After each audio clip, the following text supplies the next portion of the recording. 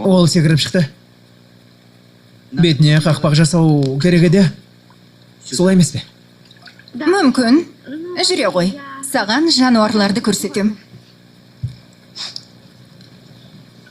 Мынау Молли, қаршығаның балапаны. Әй, балақай. Оның ата-анасын аңшап тастаған. Тамақ беру мүмкін емес. Өліп қалмаса болар еді.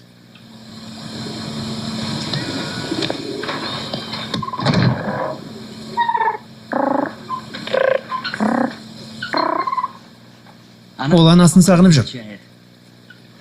Оған құртты бүтінде бермеу керек.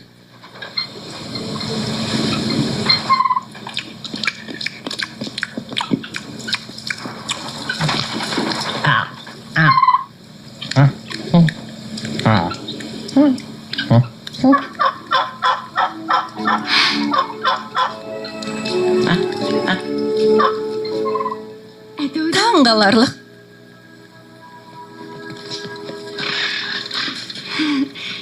Сонымен не дейсің? Ештеңе істемейді. Ол жақсы қыз.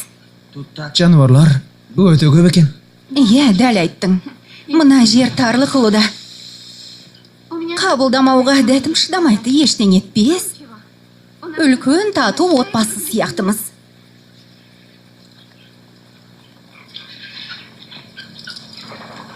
Бұл Хенри, орангутанг, өте ерке. Адамдарды жақсы көреді, бірақ басқа маймылдарды жақсы көрмейді.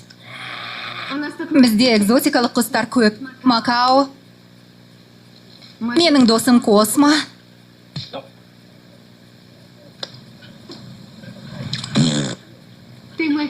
Сүйкімдім менің.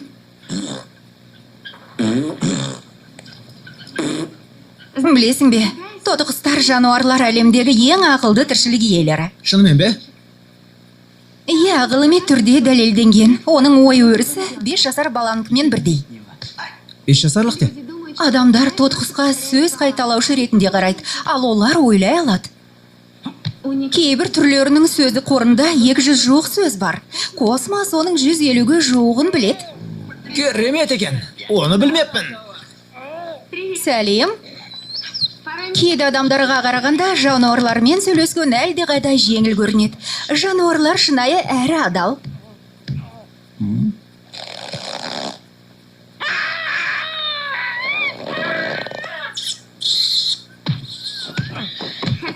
Бірақ адамдарды көбірек жақсы көрем. Жануарлармен болғанда өзімді солар сияқты сезінем. Не дейсің, достым? Сенде олай болмай ма? Естен танарлық. Естен танарлық. Сабыр етіңдер. Сендерге не болған?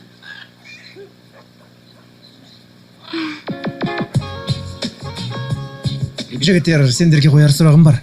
Өздеріңді басқара